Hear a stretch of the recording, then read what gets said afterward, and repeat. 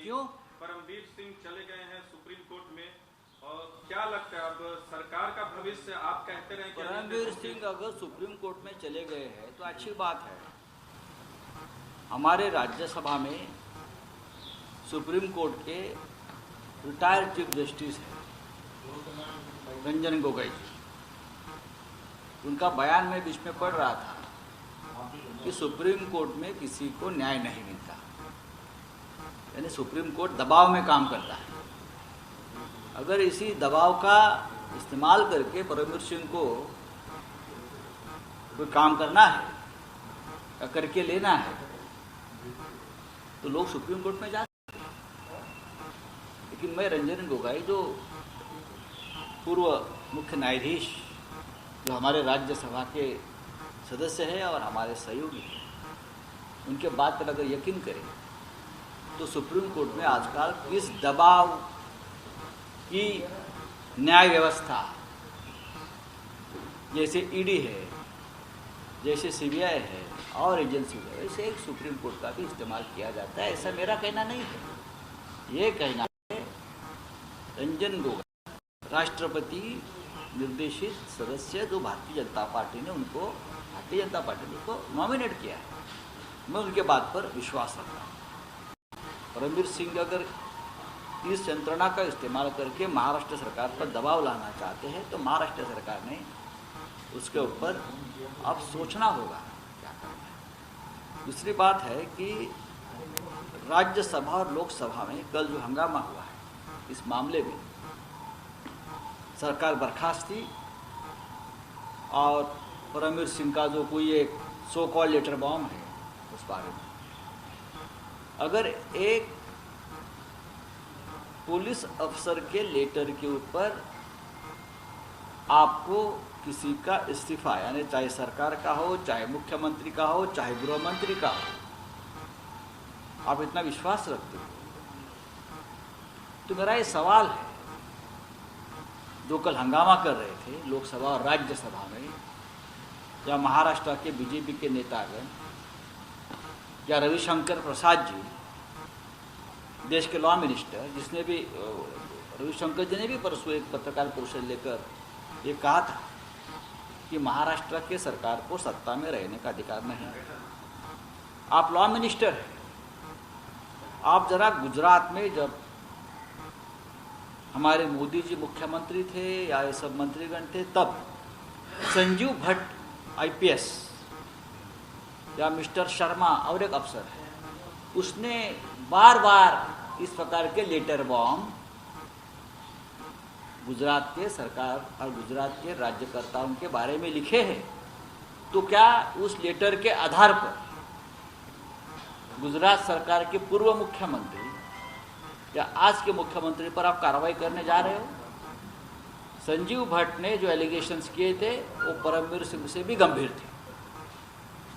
आपने संजीव भट्ट को जेल में डाल दिया है, मिस्टर शर्मा भी शायद जेल में है। तो क्या महाराष्ट्र में एक न्याय और गुजरात में दूसरा न्याय?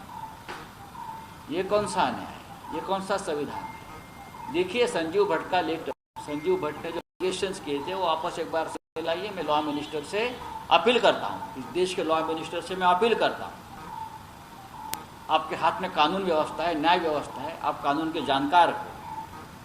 और जो लोग लोकसभा और राज्यसभा में कल नाच रहे थे खुदक खुदक कर,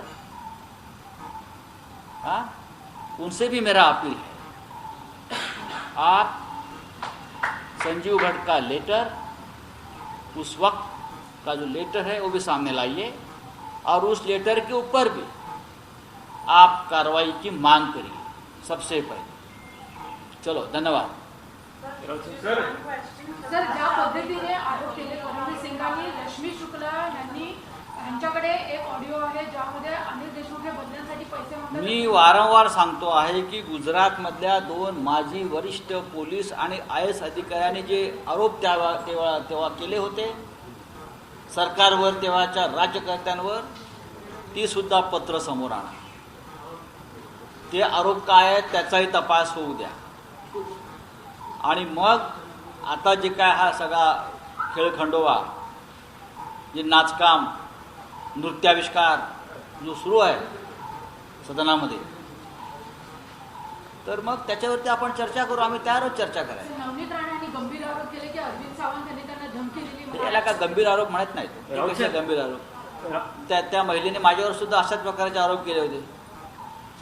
राऊतसाहेब, काल पवार साहेबांनी पत्रकार परिषद घेतली आणि त्यात असं म्हटलं की अनिल देशमुख यांच्या राजीनाम्याची गरज नाही, कारण 5 फेब्रुवारी ते 15 फेब्रुवारी ते क्वारंटीन होते. पण विरोधी पक्ष नेत्यांनी जी माहिती समोर आणली आहे, विरोधी तारखांचा मेळ होत नाही आहे. बघा, हे काय सरकारने किंवा आम्ही काय तारखांसंदर्भातले डिपार्टमेंट आहे ना, जन्म मृत्यू प्रमाणपत्र देण्याचं किंवा काही नोंदी करण्याचं, ते उघडलंय का तारखा शोधत बसायला? हे लॉजिकल आहे. पवार साहेबांनी जी माहिती दिली आहे ती योग्य आहे. त्या काळामध्ये गृहमंत्री हे सक्रिय नाही. त्याच्यावर होईल ना आता तपास वगैरे, चर्चा व्हायची. एकदा पवार साहेबांनी काल सांगितलेलं आहे ना, त्याच्यावरती आम्ही चर्चा करणार नाही. ते ब्रह्मवाक्य नाही. पण आज एका इंग्रजी वृत्तपत्राची बातमी आहे की एप्रिलच्या पहिल्या आठवड्यात रिशफल होईल. अनिल देशमुख यांच्याकडून गृहमंत्री पद काढून घेतलं जाणार आहे. त्यांना दुसऱ्या खात्यामध्ये बघा, त्यांच्याकडे जबाबदारी. मी काय सरकारचा प्रमुख नाही. पण सरकार तर तुम्ही मी सरकारचा अजिबात प्रमुख नाही. या संदर्भातले सगळे निर्णय जे असतात हे सरकार म्हणून मुख्यमंत्री घेत असतात. तर वृत्तपत्रामध्ये काय आलंय ह्याच्यावरती काही निर्णय होत नाही सरकारचे. मी इतकंच मला परत सांगतो, ज्या एका पत्रावरून राज्यसभेत, लोकसभेत आणि मुंबई महाराष्ट्रामध्ये भारतीय जनता पक्षाचे लोक थैथयाट करत आहेत, तांडव करत आहेत.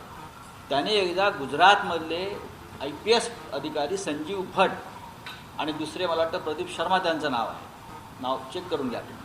तर त्या दोघांनी सातत्यानं त्या काळामध्ये अशा प्रकारचे पत्रव्यवहार आणि पत्र लिहून ज्या गोष्टी उघड केल्या होत्या अत्यंत गंभीर, मग त्या पत्राच्या आधारावर गुजरातचं सरकार तेव्हा बरखास्त का केलं नाही? आणि आज जे पत्र आम्ही ते समोर आणलं, जर ते पत्र आम्ही आज समोर आणलं तर काल जे राज्यसभेत आणि लोकसभेत थैथयाट करत होते बरं का, हे लोक त्या पत्रावर सुद्धा नाचतील का?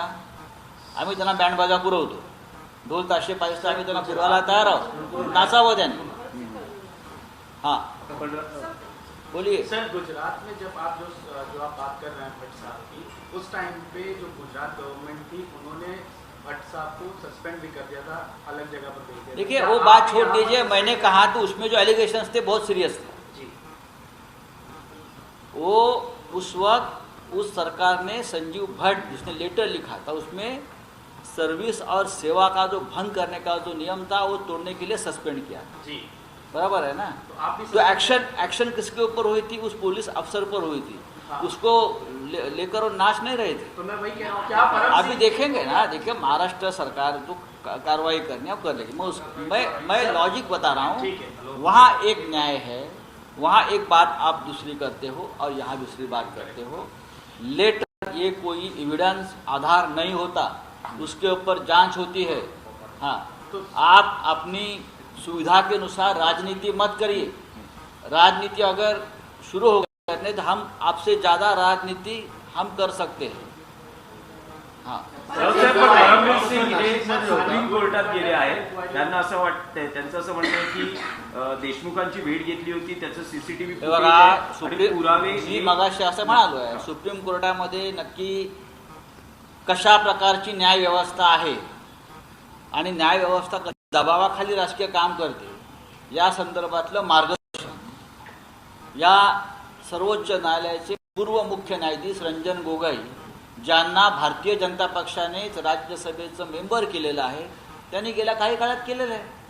त्याच्यामुळे ED असेल, सर्वोच्च न्यायालय असेल, CBI असेल, हे सध्या कोणत्या दबावाखाली काम करतात हे रंजन गोगोई यांच्याकडनं आपण माहिती घेतली पाहिजे. राव जी, एनसीपी का कहना है कि अनिल देशमुख को इस्तीफा देने की जरूरत नहीं है. शिवसेना का क्या कहना है? देखिए एनसीपी शिवसेना में कोई फर्क नहीं है. सरकार सरकार होती है, ये सरकार का निर्णय होता है. अगर पवार साहब ने कुछ बात सामने रखी है तो मैं मानता हूँ ये सरकार की भूमिका है. Sir, Raut sir, said that the common minimum program CMP of Maharashtra government ऐसा कौन बोल रहा है? प्रकाश जावडेकर बोलतात. अच्छा, प्रकाश जावड़ेकर बोल रहे हैं ना, तो ठीक है ना, प्रकाश जावड़ेकर को और आज अगर कोई एलिगेशन करना है पार्लियामेंट में तो करने तो हम उनको जवाब देंगे. पण राऊत साहेब, पवार साहेब परवापर्यंत असं म्हणत होते की मुख्यमंत्र्यांनी राजीनामा घ्यावा की नाही हा मुख्यमंत्र्यांचा अधिकार आहे. कालही ते पवार तसंच साहेब असं म्हणाले. म्हणतात की अनिल देशमुखांच्या राजीनाम्याची गरज हो, नाही. मग हा विषय पवार साहेबांनी मांडलेला आहे. पवार साहेब आमचे ज्येष्ठ नेते, सर्वोच्च नेते आहेत. ते विचारपूर्वक बोलतात आणि माहिती देतात आणि मांडतात. त्याच्यामुळे तुम्ही त्याच्यावरती कशाला वाद घाला? तुम्ही नाशिकमध्ये असं म्हटलं होतं, तुम्ही नाशिकमध्ये असं म्हटलं होतं की सरकारची पाय जमिनीवरती आहे का एकदा तपासून घ्यावा. चौकशी समिती आता सरकार नेमणार का? हे मी कसं काय सांगू? जे पवार साहेबांनी म्हटलं जुलिओ रुबेरो किंवा अशा कोणाकडनं बघा, हे निर्णय सरकारी स्तरावर होतात. मी तुम्हाला आज परत तेच सांगतो, या अशा एका पानचट पत्रावरून बरं का, जर राजीनामे घ्यायला लागले गृहमंत्र्यांचे, मुख्यमंत्र्यांचे, सरकारचे, तर केंद्रात आणि कोणत्याही राज्यामध्ये कोणालाही राज्य करायला नको. आणि मग अशा प्रकारच्या पत्रांवरच निर्णय घ्यायचे असतील तर अशा प्रकारची यापेक्षा गंभीर स्वरूपाचे आरोप असलेली पत्र गुजरातमध्ये तिकडल्या IPS आणि IS अधिकारी लिहिलेली आहेत. ती पत्र सुद्धा आता खणून काढा. आता आमच्याकडे पत्र आहेत. आम्ही या देशाचे कायदा मंत्री रविशंकर प्रसाद यांना ती पत्र पाठवू, त्यांना अभ्यास